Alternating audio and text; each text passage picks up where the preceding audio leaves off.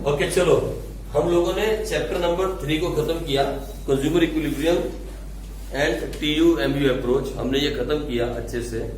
अब जो हम चैप्टर स्टार्ट करने वाले हैं उसका नाम है इंडिफरेंस कर्व एनालिसिस।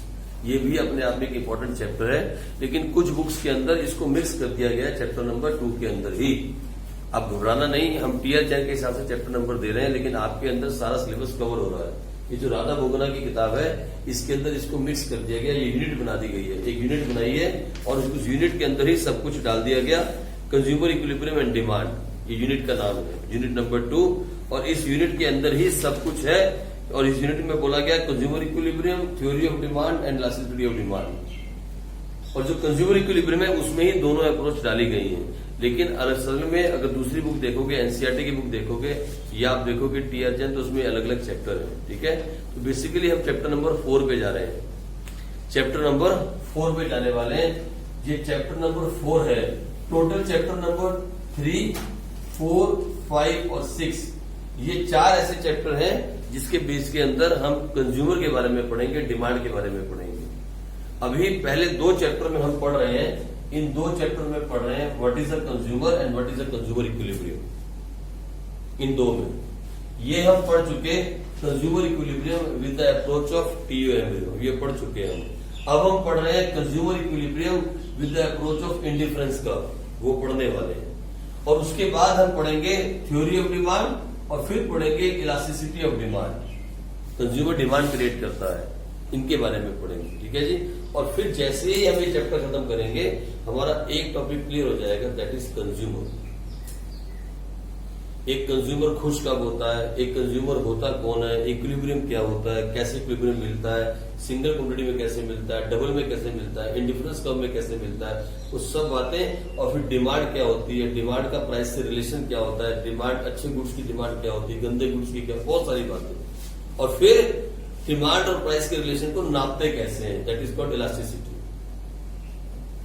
मतलब डिमांड और प्राइस में क्या रिलेशन होता है और उस रिलेशन को कैसे मेजर करते हैं, that is called elasticity of demand. यहां खत्म हो जाएगा, कंज्यूमर का टॉपिक खत्म हो जाएगा। इसके बाद जितने भी चैप्टर आएंगे वो सारे प्रोड्यूसर से रिलेटेड होंगे, जैसे cost, revenue, producer equilibrium, theory of supply, elasticity of supply, that is all related to producer. इसके बाद जो चैप्टर आएंगे, चैप्टर नंबर 7, 8, 9, 10 और 11, वो होंगे प्रोड्यूसर से रिलेटेड।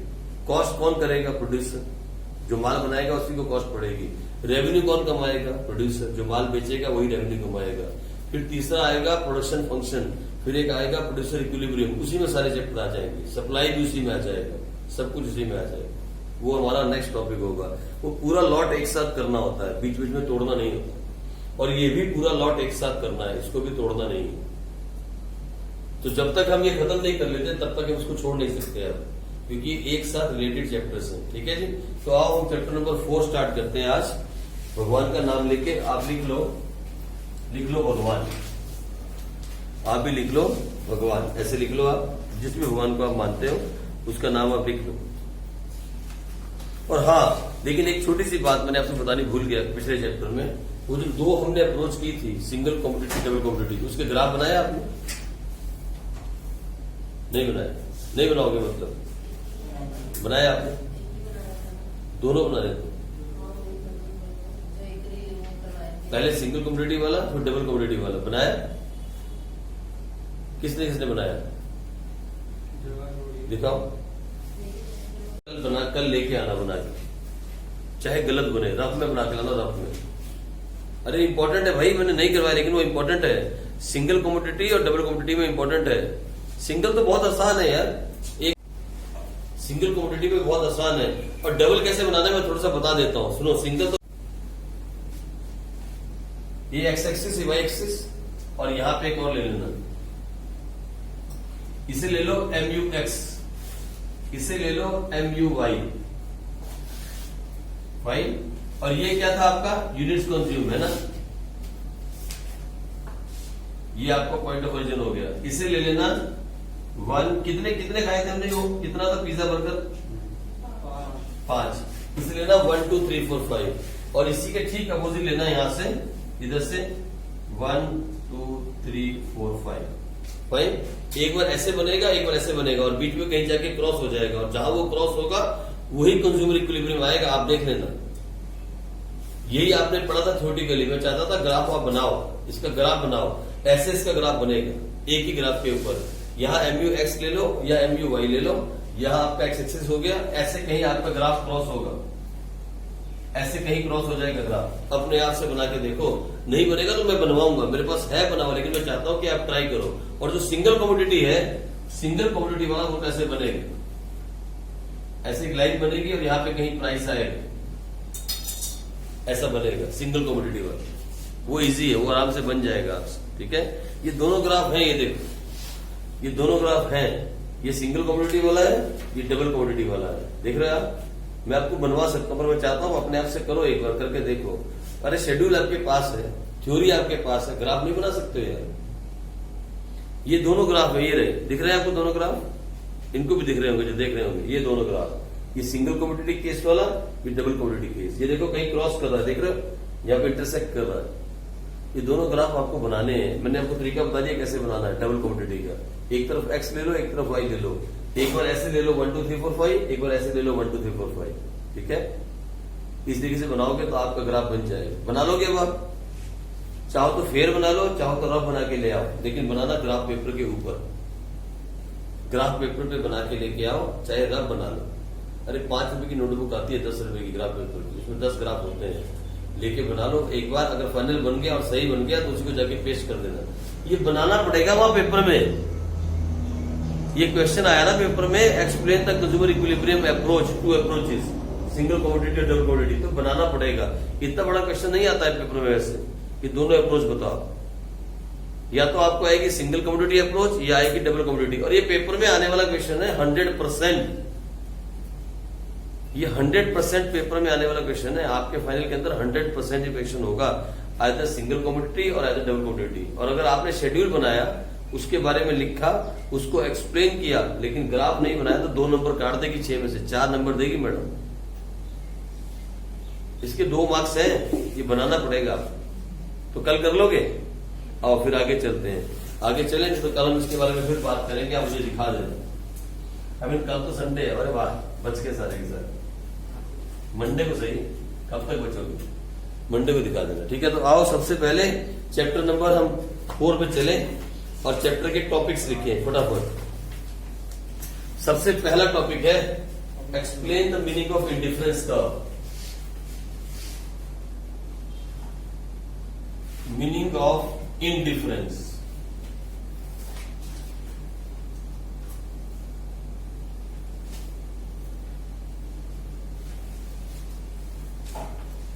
देखो मैं थोड़ा थोड़ा समझाता जाऊं साथ में। डिफरेंस का मतलब क्या होता है? What do you mean by difference?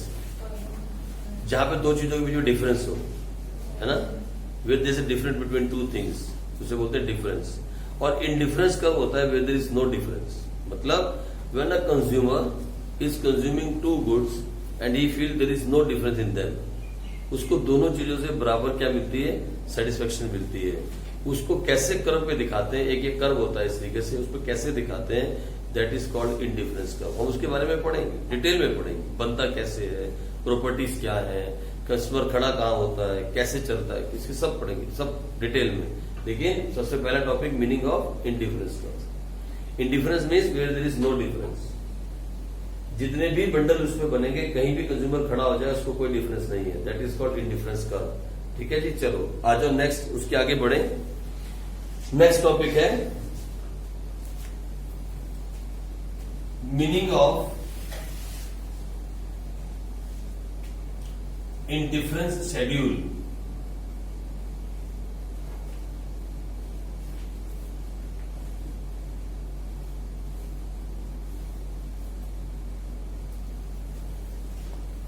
या इसको एक काम करो, इसको दे दो मीनिंग ऑफ इंडिफरेंस का अप्रोच कर लो, अप्रोच, इसको चेंज कर दो। यहां थोड़ा सा हमको पढ़ेंगे इंट्रोडक्शन, यहां इंट्रोडक्शन हो जाएगी, यहां मीनिंग हो जाएगी। और इसको मीनिंग को चेंज कर लिख लो कंसेप्ट, कंसेप्ट ऑफ इंडिफरेंस का अप्रोच, ये ठीक रहेगा, अब बढ़िया रहेगा। यहां पे इंट्रोडक्शन कर देंगे, यहां मीनिंग कर लेंगे, ठीक है। This is concept of indifference curve approach. और यहां करता हूं meaning of indifference curve and schedule.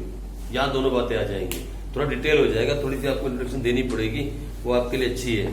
आ जाओ आगे चलो। नेक्स्ट, एक्सप्लेन द प्रॉपर्टीज और फीचर्स।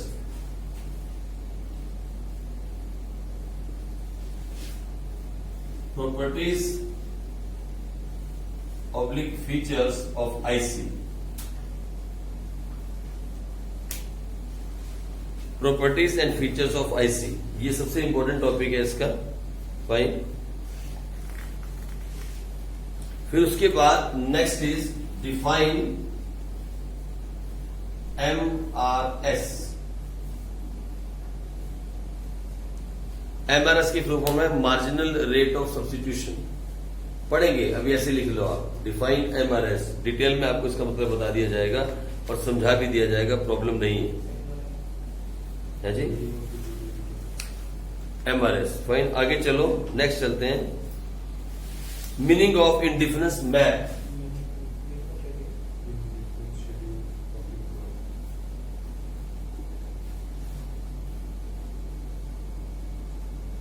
अब ये क्या होता है मीनिंग ऑफ इंडिफरेंस मैप, इसके बारे में थोड़ा सा हम पढ़ेंगे। फाइन। उसके बाद हम आगे चलते हैं।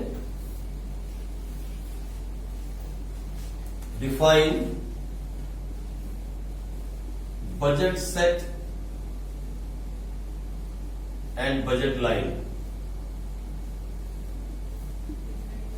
Budget set and budget line, हम इसके बारे में भी पढ़ेंगे, बहुत इंपॉर्टेंट टॉपिक है, एक नई चीज आपके लिए बिल्कुल, इसको भी हम पढ़ते रहेंगे। ओके। उसके बाद explain the slope of budget line, ये भी हम पढ़ेंगे। बजट लाइन का स्लोप कैसे होता है, अपवर्ड स्लोपिंग, डाउनवर्ड स्लोपिंग, वो सब हम पढ़ेंगे इसके अंदर। ठीक है जी। उसके बाद shifting in budget line, shifting of budget line, shifting of budget line, ये भी हम टॉपिक पढ़ेंगे। बस एक टॉपिक और था।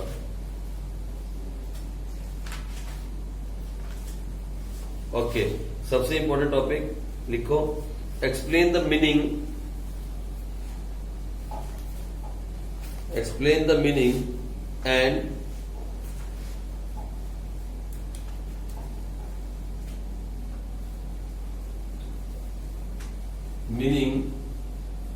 concept of consumer equilibrium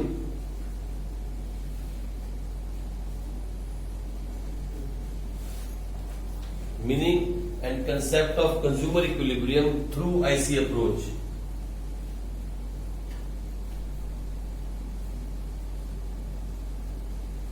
through IC approach, ये सबसे इंपॉर्टेंट हो जाए।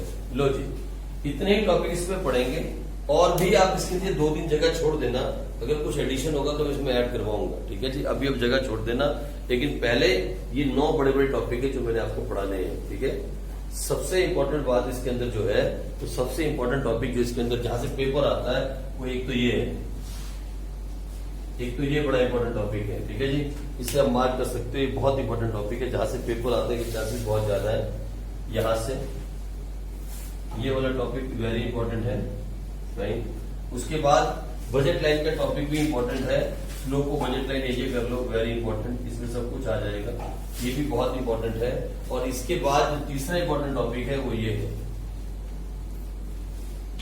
ये 3 टॉपिक बहुत इंपॉर्टेंट है। एक properties and features of IC means indifference का, दूसरा define budget set and budget line, ये भी इंपॉर्टेंट है, और तीसरा ये तो मेन चैप्टर का निचोड़ है, the concept of consumer equilibrium through IC approach. Right. तो ये टोटल टॉपिक है 9, चैप्टर बड़ा है, और भी छोटी छोटी बातें हैं जो अभी मुझे लिखनी है इसके अंदर, हमने अभी नहीं लिखी। चैप्टर बड़ा है, समझदारी के साथ पढ़ने वाला चैप्टर है, एकदम सिंपल समझ नहीं आता। ठीक है। थोड़ा सा बड़ा चैप्टर है और थोड़ा सा टिपिकल चैप्टर है, थोड़ा सा। अगर आपको कंज्यूमर इक्विलिब्रियम समझ में आ गया है अच्छे से बॉल अप्रोच, तो ये भी समझ में आ जाएगा। मुझे पता नहीं है वो किसको समझ में आया किसको नहीं आया। कितने बच्चों को समझ में आ गया चैप्टर हमने खत्म किया है? ईमानदारी से बताना, ईमानदारी से कि कितनों को समझ में आ गया जो चैप्टर हमने अभी लास्ट खत्म किया है? 1 2 3 4। आपको नहीं है? सॉरी, 2 कॉम्पोनेंट में प्रॉब्लम है। Very good. हाँ जी, इधर 4 5 से समझ में आ गया, वहां थोड़ी समस्या है। हाँ जी, आपको समझ में आ गया? इधर 6 टॉपिक रिवाइज नहीं किया। हाँ जी, इधर समझ में आ गया? उसमें भी समस्या आ रही है? हाँ जी, आप दे निकल। तो फिर जिसको भी 2 कम्युनिटी नहीं आया वो एक बार घर जाके रिवाइज करो। फिर उसके बाद हम एक दिन क्लास के बाद छोटी सी क्लास लगा के उसको थोड़ा सा समझाने की कोशिश कर लेंगे। ठीक है, हम थोड़ा उसको दोबारा समझा देंगे कि 2 कम्युनिटी है क्या, पूरा का पूरा डिटेल में। जैसे डाउट क्लास लगाते हैं ना कई बार, उसमें ले आना, मैं आपको समझा दूंगा। ठीक है, थोड़ा पढ़ लेना लेकिन घर जाके 2 बार।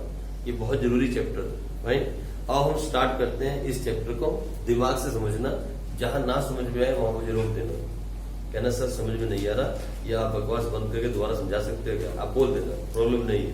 हम यहाँ से स्टार्ट करते हैं meaning of indifference curve, concept of indifference curve. आ जाओ, सबसे पहला टॉपिक स्टार्ट करते हैं। 9 बड़े बड़े टॉपिक है, इसमें से पहला टॉपिक स्टार्ट करें। मैं बहुत धीरे चलना चाहता हूँ चैप्टर में, मैडम में बहुत तेज निकल जाती है यार। मैं चाहता हूँ कि हमने कितने दिन लगाए होंगे पहले चैप्टर में, बताना इसके पिछले चैप्टर में तो बता सकता है? कोई लिखता है डेट? हमने कितने दिन लगाए होंगे? 14 को स्टार्ट किया था। नहीं, आज 22 है, बीच में छुट्टी भी थी है ना, तो 7 दिन, 1 वीक, इतना तो बनता है। इतना तो अच्छे चैप्टर के लिए बनता है, और इतना इसमें बनेगा 10 एक दिन में खत्म हो जाएगा। ठीक है जी। लेकिन अब आपकी मैडम 10 दिन में पूरी की पूरी कंज्यूमर की वो करवा देंगी, दोनों चैप्टर भी, थ्योरी ऑफ डिमांड भी, सब करवा देंगे 10 दिन के अंदर, और करवाया भी होगा स्कूल में। तो फिर अब मेरी बात सुनो, इतना धीरे समझा के भी अगर आपको समझ ना आया हो तो इतनी फास्ट में समझ कैसे आता होगा? सोच के देखो। जब इतना धीरे धीरे इतने एग्जाम्पल लेते हैं, कभी गोलगप्पे, कभी पिज्जे, कभी बर्गर, वो खाते खाते भी आपको समझ नहीं आया तो वैसे समझ कैसे आया? तेरा मास्क कहाँ है हिमांशु? जीना भूल गई? वाह, ठीक है जी, ठीक। कल हम कहेंगे हिमांशी बहुत अच्छी लड़की थी, ऐसा हो सकता, इसलिए बच के रहो। मैं ये कहना ही नहीं चाहता हिमांशी बहुत अच्छी लड़की थी, मैं चाहता हूं हिमांशी अच्छी लड़की है और ये अच्छी लड़की रहे। आप मेरी बात समझ रहे हो? मैं कभी ये बात नहीं कहना चाहता कि हिमांशी अच्छी लड़की थी, है ना, ऐसा होना नहीं चाहिए। बहुत लोग जा रहे हैं तो इसलिए बच के रहो। तो लो जी, हम स्टार्ट करते हैं। सबसे पहला topic, concept of indifference curve approach. ये एक अप्रोच है क्या? तो इंट्रोडक्शन लिखेंगे इसके अंदर। लिखो, मॉडर्न इकोनॉमिस्ट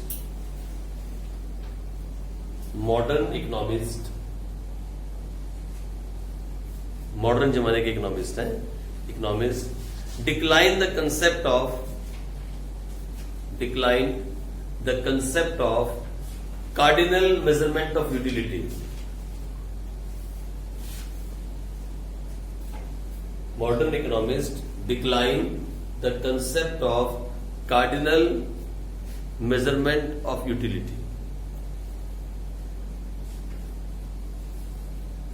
जो मॉडर्न इकोनॉमिस्ट हुए, जहां से हिग्स ने स्टार्ट किया, उन्होंने कहा कि हम यूटिलिटी को किसी भी हालत के अंदर नंबर में मेजर कर ही नहीं सकते। ठीक है जी। इसका जन्म कहां से हुआ? इंडिफरेंस कर्व अप्रोच आई कहां से? सबसे पहले उन्होंने कहा कि ये जो आप पढ़ रहे हो ना कार्डिनल के अंदर, 1 यूटिल, 2 यूटिल, 3 यूटिल, ये होनी, ये गलत है, ये सब गलत है, ये रियलिस्टिक है ही नहीं, अनरियलिस्टिक है, ऐसा रियल में हो नहीं सकता और सच्ची में भी नहीं हो सकता। आप खुद देखो, आप बता सकते हो कि पहली चपाती से सच्ची में आपको कितनी सेटिस्फेक्शन मिली? नहीं बता सकते, सिर्फ फील कर सकते हो, फील, इट्स अ फीलिंग। तो उन्होंने कहा ये सब गलत है। फाइन, फिर क्या हुआ? आगे लिखो, नेक्स्ट लाइन में चले जाओ। देवर ऑफ द ओपिनियन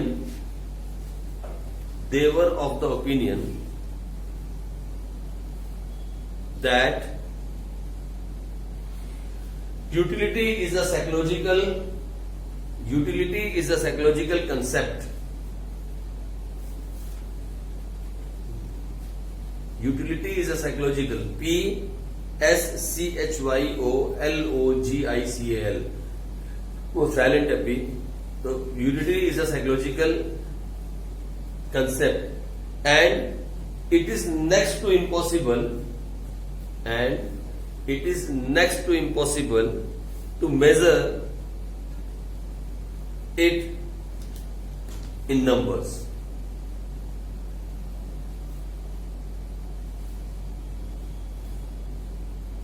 वही बात दोबारा से जो हिंदी में हमने कही थी वही बात आपने इंग्लिश में लिखी. क्या लिखा कि मॉडर्न इकोनॉमिक्स ने डिक्लाइन कर दिया वो मेथड आपने पिछले चैप्टर में पढ़ा. उन्होंने क्या कहा, उनका ओपिनियन ये था कि ये जो है एक साइकोलॉजिकल कंसेप्ट है, साइकोलॉजिकल कंसेप्ट है, मतलब फीलिंग है. इससे आप नंबर्स में किसी भी हालत में दिखा नहीं सकते. अब उन्होंने क्या किया, देखो नेक्स्ट लाइन में, according to them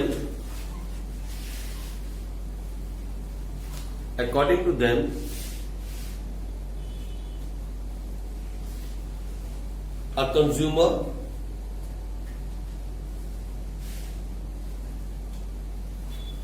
can rank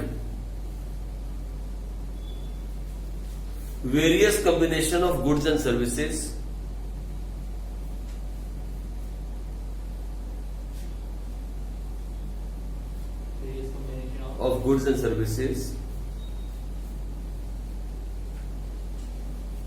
in order of his preference.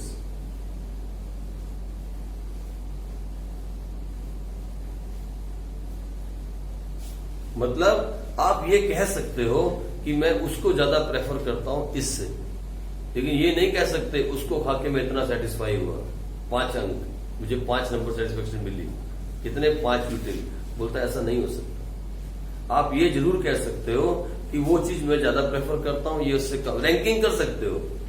अगर आपसे कोई पूछे कि आप क्या रैंक दोगे तो आप बोलोगे पहली वाली चपाती को मैं 10 में 10 नंबर दूंगा, दूसरी चपाती को 10 में से 8 दूंगा, तीसरी चपाती को 10 में से 7 नंबर दूंगा. रैंकिंग आप कर सकते हो, first rank, second rank, third rank, according to your preference. पहली चपाती की प्रेफरेंस ज्यादा है, सेकंड की प्रेफरेंस कम है, उसकी अगली खाई तो और प्रेफरेंस कम है, ये कर सकते हो. या 2 कम्युनिटी में अगर आप खड़े हो तो आप कह सकते हो that I prefer pizza more than burger, तो मैं पहला पिज्जा खाऊंगा. लेकिन नंबरों के सिस्टम नहीं होना चाहिए. वो ये बोलते हैं नंबर वाला गेम नहीं चलेगा. ठीक है, तो फिर क्या हुआ आगे से, हाजी आगे क्या हुआ, it is known as ordinal measurement of utility.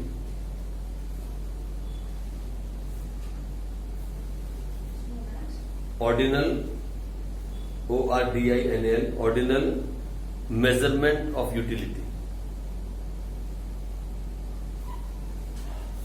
The concept of indifference curve approach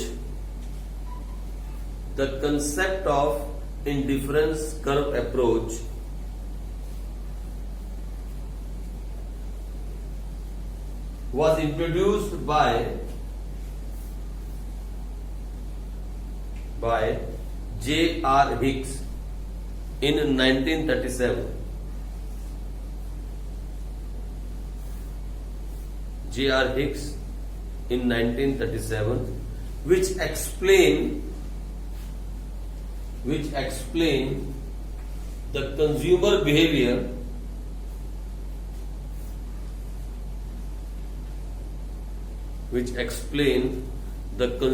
behavior on the basis of ordinal utility theory.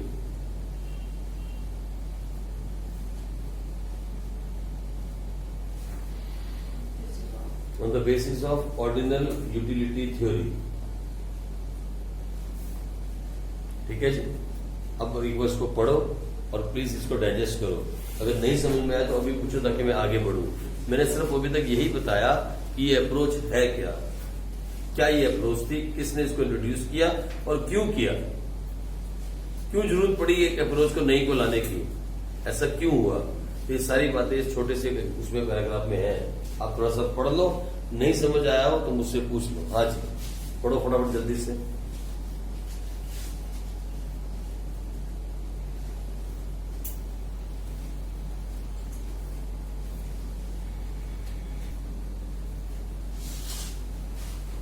Next topic is meaning of indifference curve.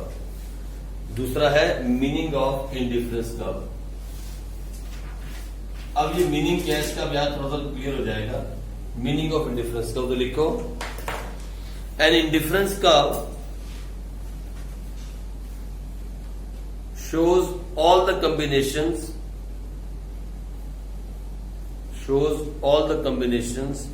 of two goods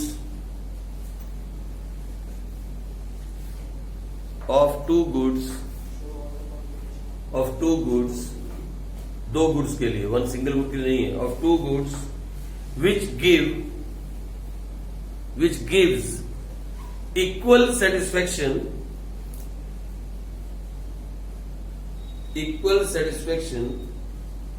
to the consumer.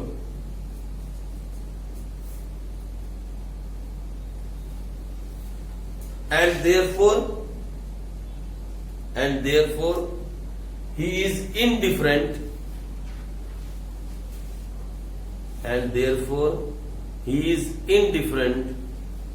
towards any of the combinations.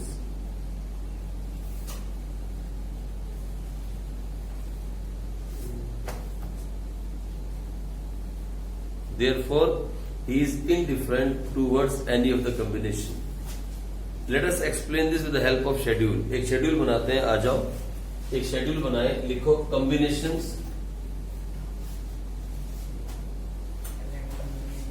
A, B, C, D और E.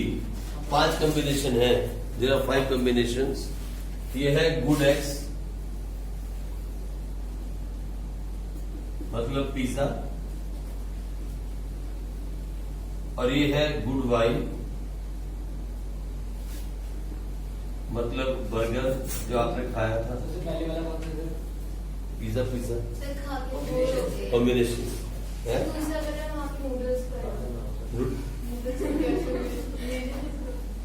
Burger pizza ठीक है, थोड़ा खाने में अच्छा लगता है, पेट भी भरता है। नूडल्स ऐसे लगता है जैसे आज भी बारिश चल रही हो, निकलते हैं जमीन में से। अरे ऐसे पकड़ लेते हैं, वहां पता क्या करते हैं, ऐसे पकड़ के ऐसे पकड़ते हैं और सीधा अंदर खाया भी था। वो ग्रास ऊपर थे, ग्रास ऊपर आपने ग्रास कहाँ बिकते हैं, वो भी वहां भी बिकते हैं, युगांडा में बिकते हैं। हाँ, उसकी खेती करते हैं, वो ग्रास ऊपर की खेती होती है। बकायदा जैसे मधुमक्खी पालन होता है ना, वैसे ग्रास ऊपर की खेती होती है। जब ये अभी सीजन आता है ना, वहां तो बारिशें होती रहती हैं और बड़े बड़े जंगल है, युगांडा में तो बहुत जंगल एरिया है ना, तो वहां क्या करते हैं, जंगलों के बीच में जाके बड़ी लाइट लगाते हैं, बड़ी लाइट व्हाइट कलर की। तो ग्रास ऊपर लाइट पे आते हैं, लाइट देख के आते हैं ना कीडर्स पे, तो ग्रास ऊपर उस लाइट पे आते हैं, और जैसे ही वो लाइट पे आते हैं तो वहां पे बड़ी बड़ी से ऐसे करके शीट्स लगाई होती है। वो शीट से टकराते हैं और वो शीट सीधी नीचे जा रही होती है ड्रम के अंदर पानी में, और सीधे पानी में गिर जाते हैं बेचारे। फिर उड़ नहीं पाते, पानी होता है नीचे, गीले होके उड़ नहीं पाते। फिर उनको सुबह सुबह ऐसे इकट्ठा करके बोरी में बांध दिया जाता है, और जिंदे होते हैं वो भी, और लाके मंडी है, उनकी मंडी लगती है, सब्जी मंडी है ना, वहां ग्रास ऊपर की मंडी है, और उनको ऐसे मंडी में रख दिया जाता है, और फिर लोग उनको जिंदा ही परचेज कर लेते हैं। और वहां पे एक लेडीज बैठी होती है, वैसे कढ़ाई से जैसे चाइनीज बैठे ना चाउमीन बनाने के लिए, ऐसे वो बैठी होती है, वो ऐसे उसके पर तोड़ती है, बस पर तोड़ती है और आगे का उसके वो थोड़ा सा तोड़ती है, और उसी में चल। मैंने खाया एक बार, मुझे तो अच्छा नहीं लगता। लोग हमारे इंडियंस बहुत खाते हैं, वो चाय के साथ ऐसे लगता है कुरकुरे खा रहे हैं, क्रंची होता है, चाय के साथ ऐसा लगता है कुरकुरे खा रहे हैं। लेकिन हमारे इंडियंस बहुत खाते हैं, है ना। मैडम खा लेती थी 4-5, मेरे से तो एक भी नहीं खाएगा। एक बार मैंने 1-2 खाए थे बस, मुझे लगा कि वो हमारे खाने लायक चीज नहीं है। मतलब अभी आप युगांडा में इतने साल रहे, 17 साल, और अभी आप मरने के बाद भगवान ऊपर जाओगे, पूछेगा युगांडा में रहे थे, हाँ ग्रास ऊपर खाए थे, नहीं खाए, जाओ वापिस युगांडा में जाके जन्म ले लो, फिर काले बना देंगे। समझ रहे आप? तो हर चीज जो आप किसी देश में जाते हो वैसा भेज करना पड़ता है। अभी खाया नहीं आपने, और पूछे ऊपर जाके, मतलब कुछ भी पूछ सकता ना, जनरल नॉलेज में कोई बात पूछ सकता है, ऊपर वाला वो पूछे कहाँ रहे आप, आपका रिकॉर्ड तो बता रहा है युगांडा में इतने साल, आज ग्रास ऊपर खा के देखा नहीं सर, वो मैंने खाया नहीं, जाओ वापिस। अभी काले का बच्चा बना के भेज देगा, अभी सोचो आप, सोच के देखो।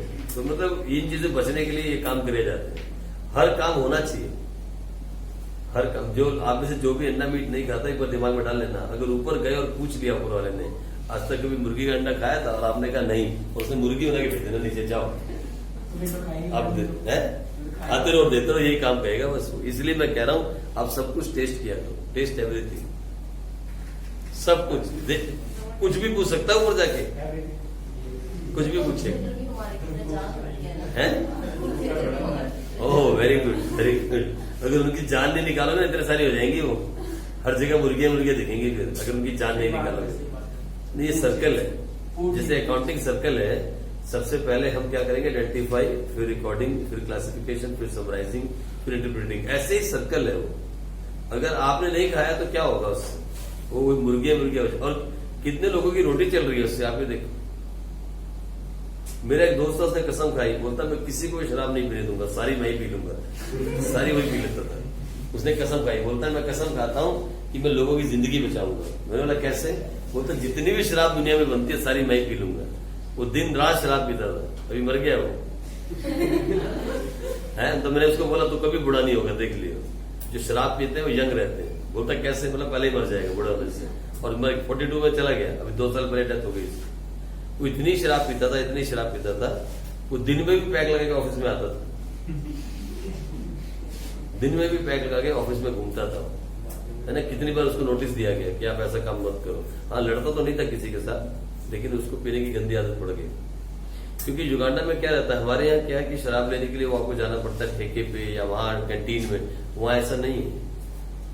Everything is open in Uganda. वो एक ओपन कंट्री है, जहां आपका दिल करे, जहां आपको पीने का मन है वहीं से बियर उठाओ और पी लो। हर दुकान पे मिलती है।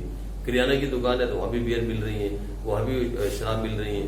अगर शूज की दुकान है तो वहां भी शराब बिक जाएगी, जहां मर्जी शराब बेच लो आप, ओपन है ना। Everything is open in Uganda, कोई मनाही नहीं।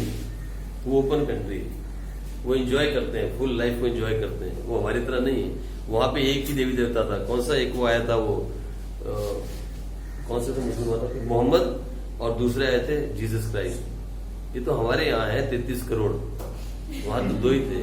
हमारे यहाँ 33 करोड़ आए थे, इंडिया में रहे वो, उनको फ्लाइट नहीं मिली बाहर की, इंडिया में ही रहे। लेकिन वहां बाहर सिर्फ 2 ही है। वो कुछ नहीं कर, सब सारे काम करते हैं, वो फुल एंजॉय करते हैं। शनिवार की रात को, शनिवार रात से लेके शुक्रवार रात से लेके, वहां सैटरडे ऑफ होता है। बड़ी बड़ी कंपनी, हमारा तो सैटरडे हाफ डे था 1 बजे तक, लेकिन बड़ी कंपनी में ऑफ होता है। तो फ्राइडे नाइट से स्टार्ट हो जाता है डांस, मतलब ढोल बजने, और फ्राइडे नाइट को डांस होता है, सैटरडे नाइट को डांस होता है, संडे को थकावट उतारी जाती है और मंडे को ऑफिस चले जाते हैं। संडे को रेस्ट करते हैं बीच पे जाके वो लोग। वहां बड़े बड़े बीच है, सबसे बड़ी लेक है वहां पे, लेक विक्टोरिया। युगांडा की खासियत यह है, वहां 2 बड़ी बड़ी खासियत है। अगर आपने सुना हो, दुनिया की सबसे बड़ी लेक वहां है, लेक विक्टोरिया। और दूसरा, दुनिया की सबसे लंबी नदी नाइल रिवर। नाइल रिवर भी युगांडा से ही निकलती है। मालूम है आपको जिंजा से? वो भी युगांडा में ही है। जहां हम थे कंपाला में, वहां से 40 किलोमीटर है। वहां से नाइल रिवर निकलती है, जमीन के नीचे से निकल रही है Nile river. The source of Nile, कहां से आई है ना नाइल रिवर। पढ़ा है नाइल रिवर के बारे में? ये तो पढ़ा होगा आपने कहीं ज्योग्राफी में, हिस्ट्री में कहीं पढ़ा होगा नाइल रिवर। तो जहां से निकल रही है ना, वो सोर्स दिखाते हैं ले जाके। बहुत छोटी सी जगह है जहां से नाइल रिवर निकल रही है और लगातार पानी आ रहा है वहां से, और सबसे लंबी नदी है दुनिया की वो। तो अच्छी अच्छी जगह भी हैं युगांडा में। फिर उसके बाद एलिजाबेथ नेशनल पार्क, दुनिया का सबसे बड़ा नेशनल पार्क जो है वो भी युगांडा में है, एलिजाबेथ नेशनल पार्क। जो है ना एलिजाबेथ, उसकी महारानी कौन है? वो ब्रिटेन की महारानी, उसके नाम पे एलिजाबेथ नेशनल पार्क। दुनिया का सबसे बड़ा सेंचुरी पार्क भी युगांडा के अंदर है, जहां शेर खुलेआम घूमते हैं। आप भी गाड़ी लेके जाते हो, कभी भी शेर आगे आ जाता है। बहुत बार ऐसा एक्सपीरियंस हमने देखा है। वहां शेर, ये बड़े बड़े जानवर खुलेआम घूमते हैं, उनको कोई छेड़ नहीं सकता। ये चीजों को उन्होंने संजो के रखा है। वहां एक पेड़ काट दो ना, पेड़ आप युगांडा में एक पेड़ काट दो, 3 साल की सजा है बिना बेल के। अगर आपने पेड़ काट दिया, अभी घर के आगे पेड़ लगाए और आपको मुश्किल दे रहा, आपने काट दिया, 3 साल की सजा हो जाएगी आप। एक बार थूक दिया ना तो 6 महीने के लिए जेल है, थूकने पे अगर पकड़े गए आप 6 महीने के लिए। वो भी नॉन बेल, वो बेल बुल नहीं देते हैं कि कोर्ट में जाओ, लड़ दो, छूट जाओ, ऐसा नहीं करते। अंदर डाल देते हैं वो, और वहां पे खिलाते हैं आपको मटोकी, मतलब केले। तो अंदर जेल में खाना नहीं मिलता, मटोके मिलते हैं सिर्फ खाने के लिए। वो लोग खाते भी बॉइल्ड खाना है और रहते भी नेचर के अंदर है, इसलिए वहां के लोग बहुत हेल्दी हैं। लेकिन उनकी आदतें गलत है। वहां सबसे बड़ी बीमारी जो है, हाँ अगर अच्छी चीज है तो गंदी भी है, लिमिटेशन होती है ना हर चीज की। वहां सबसे बड़ी बीमारी है एड्स। वहां जो सबसे बड़ी बीमारी है वो एड्स है। 10 में से 6 लोगों को एड्स है। 60% people are suffering from AIDS. वहां पे ऐसा है, लेकिन वो अभी कंट्रोल कर रहे हैं उस चीज को भी, वो लोग कंट्रोल कर रहे हैं, अब धीरे धीरे कंट्रोल में आ रही है। वहां का ये ड्रॉबैक है। फिर वहां एक बड़ी बीमारी चली थी, इबोला। आपने नाम सुना था इबोला? सुना इबोला? तो कितने लोगों को मार दिया था उसने। लेकिन अभी देखो कोरोना वहां नहीं पहुंचा है। अभी मैं रोज वहां की खबर पढ़ता हूं, क्योंकि मैं उनके साथ न्यू विजन है, वहां पे एक अखबार आता है, तो उसके साथ मेरा वो रहता है ना, उसको किया मैंने, लाइक किया, फॉलो कर रहा हूं, तो उसकी न्यूज आती रहती है। वहां अभी तक कोरोना ने ज्यादा लोग नहीं मारे, 5-7 लोग मरे अभी तक सिर्फ कोरोना से, जबकि कोरोना जाने वाली स्टेज में है। तो वो लोग कंट्रोल करना जानते हैं, बहुत मतलब दिल के बहुत अच्छे और बहुत समझदार लोग हैं। हम इंडियन से 100 गुना अच्छे हैं वो लोग, और 100 गुना समझदार हैं। अगर एक बार सरकार ने कह दिया ना कुछ नहीं फेंकना रोड के ऊपर, तो जिंदगी भर नहीं फेंकेंगे। बात समझते हैं और देश से प्यार करते हैं, अपने देश से प्यार करते हैं। भिखारी को भी अगर आप पानी पीने की बोतल दोगे तो 1 किलोमीटर पैदल चलेगा और जाके डस्टबिन में फेंक के आएगा, वहीं के वहीं कभी भी नहीं फेंकेगा। हमने कई बार नोट किया, वीडियो भी बनाई हमने, इवन यहाँ तक वीडियो बना के मैंने उसको फेसबुक पे अपलोड भी किया था जब मैं युगांडा में था, कि हम हिंदुस्तानी भिखारी में और वहां के भिखारी में क्या फर्क है। यहाँ पे किसी भिखारी को कुछ खाने को तो ऐसा खाएगा और वहीं के वहीं फेंक देगा, जहां खड़ा होगा ना अपने पैर के पास ही फेंक देगा। इवन पढ़े लिखे भी, भिखारी तो छोड़ो, पढ़े लिखे भी, जब कभी लंगर लगता देखा आपने, लंगर लगता है बाहर के लोग खाते ऐसे खाते वहीं फेंक देते, फिर गाय आती है और प्लास्टिक खा जाती है। तो आप थोड़ा सा समझना है, आप लोगों को चेंज करना है, इंडिया को चेंज करना है। तो बात हुई थी ग्रास ऊपर से, है ना, वहां से आगे बढ़ जाते हैं। आ जाओ, तो ये कॉम्बिनेशन ABC 5 कॉम्बिनेशन है, और ये पिज्जा और ये बर्गर है। आ जाओ देखते हैं फटाफट। तो ये पिज्जा हो रहा है 1 2 3 4 5, और दूसरा इस तरफ ये बर्गर है 15 10 6 3 और 1। ये कॉम्बिनेशन बने, एक पिज्जा या 15 बर्गर, 2 पिज्जा या 10, जो इनकम के पास है, जो लिमिटेड इनकम के पास है, उसके अंदर 1 पिज्जा खा सकता है या 15 बर्गर खा सकता है। अगर 2 पिज्जा खाएगा तो 10 बर्गर खा सकता है। अगर 3 पिज्जा खाएगा तो 6 बर्गर खा सकता है, और अगर 5 पिज्जा खाएगा तो 1 बर्गर खा सकता है। इस तरीके से कॉम्बिनेशन बना हुआ है। ये कॉम्बिनेशन से डिफरेंट कॉम्बिनेशन है, ठीक है। और ये सारे के सारे कॉम्बिनेशन उसको इक्वल सेटिस्फेक्शन देते हैं, मतलब he is equally satisfied what ever combination he choose. जिस भी कॉम्बिनेशन को वो चूज करे वो वहां पे इक्वली सेटिस्फाइड है, that is called indifference curve, ठीक है जी। इनमें से कोई भी एक कॉम्बिनेशन वो चूज कर लेता है, उसको बिल्कुल प्रॉपर सेटिस्फेक्शन मिलती है, ठीक है। चाहे वो पिज्जा बर्गर में से कोई भी एक कॉम्बिनेशन चूज कर ले। मान लो उसने चूज किया कि मैं ये उठाऊंगा, मैं 3 पिज्जा खाऊंगा और 6 बर्गर खाऊंगा, तो भी उसको सेम सेटिस्फेक्शन मिलेगी। अगर मान लो उसने ये चूज किया कि मैं 5 पिज्जा और 1 बर्गर खाऊंगा, तब भी उसको सेम सेटिस्फेक्शन मिलेगी। अगर उसने कहा नहीं मैं ये वाला कॉम्बिनेशन लेना चाहता हूं, तब भी उसको सेम सेटिस्फेक्शन मिलेगी। मतलब he is indifferent, for him there is no difference. Whatever combination is going to choose, he is going to get the same satisfaction. यही स्टडी हम कर रहे हैं। इनडिफरेंस का मतलब है where a consumer is indifferent. एक consumer कुछ भी कॉम्बिनेशन 2 गुड्स में चूज कर ले, उसको उन दोनों कॉम्बिनेशंस में किसी भी कॉम्बिनेशन के अंदर सेम सेटिस्फेक्शन मिलेगी। पहली बात तो ये समझो कि हम यहाँ 2 गुड्स की स्टडी कर रहे हैं, सिंगल गुड की नहीं कर रहे, 2 गुड्स की स्टडी कर रहे हैं, ठीक है जी। यानी ये इंडिफरेंस का ये बताता है कि एक कंज्यूमर इन 5 कॉम्बिनेशंस के अंदर से कुछ भी कॉम्बिनेशन उठा ले, उसको बराबर सेटिस्फेक्शन मिलेगी। वो कहीं भी खड़ा करे उसको बराबर सेटिस्फेक्शन मिलेगी, ठीक है जी। आओ आगे लिखें इसके बारे में, इसके बारे में लिखो। द अबव टेबल शोज, इस टेबल के बारे में लिखो। द अबव टेबल शोज, अब थोड़ा समझ में आ जाएगा लिखने के बाद। The above table shows 5 different combinations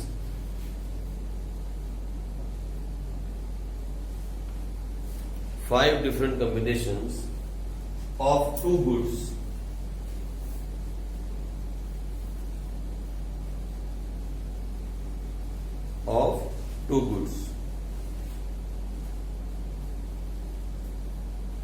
these different combinations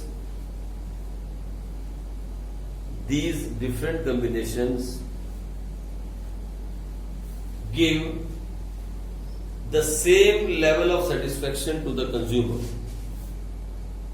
These different combinations give the same level of satisfaction to the consumer.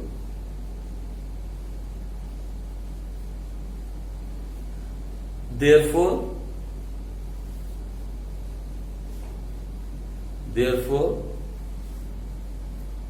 he likes all the combinations equally.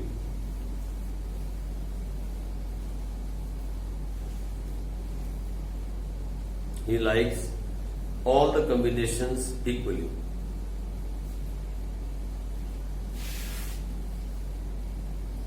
And remain indifferent between them.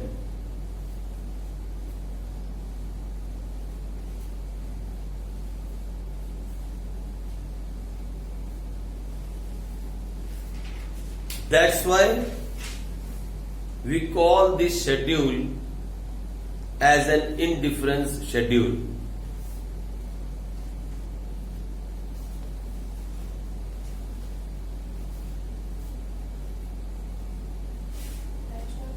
We call this schedule as an indifference schedule. Now let us explain this with the help of diagram. इसी को diagram में उतारने की कोशिश करते हैं. आ जाओ हम देखें इसको डायग्राम में उतार के कैसे यहाँ देख लेते हैं. आ जाओ आप भी कोशिश करो. इसका डायग्राम कैसे बनेगा आप देखो फटाफट जल्दी से. ये एक्स एक्सिस है. थोड़ा समझ में लेट आएगा लेकिन आ जाएगा, मैं गारंटी देता हूँ. एक बार नहीं आएगा दोबारा समझाऊंगा, चिंता नहीं है. 3 बार समझाऊंगा लेकिन समझा के ही मानूंगा. ये जिद है, रट्टा नहीं लगाऊंगा. तो ये लो आ जाओ बना ले. यहां ले लो आप पिज्जा मतलब गुड एक्स, और यहां ले लो आप बर्गर मैंने गुड वाई. ठीक है जी.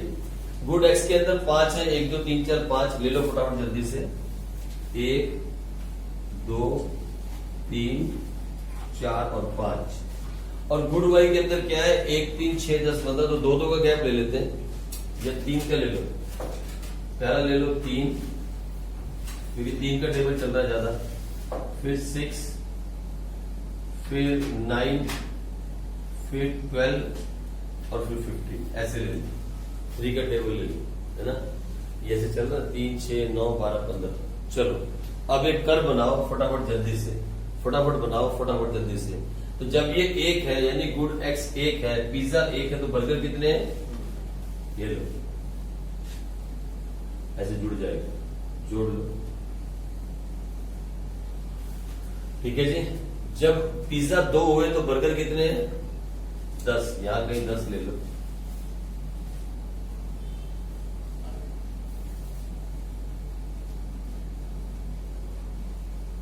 फाइन. उसके बाद पिज्जा 3 हुए तो बर्गर कितने हैं? 6.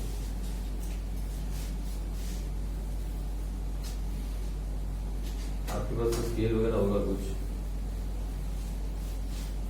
लो उसके बाद आगे बढ़े तो फिर पिज्जा 4 तो बर्गर कितने हैं? 3.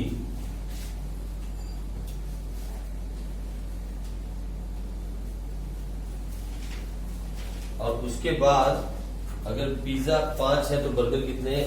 1 को यहां के लेना पड़ेगा.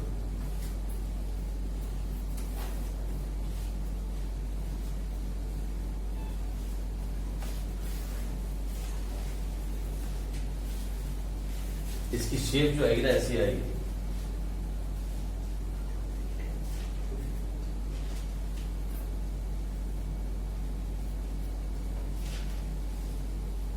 This is called indifference curve.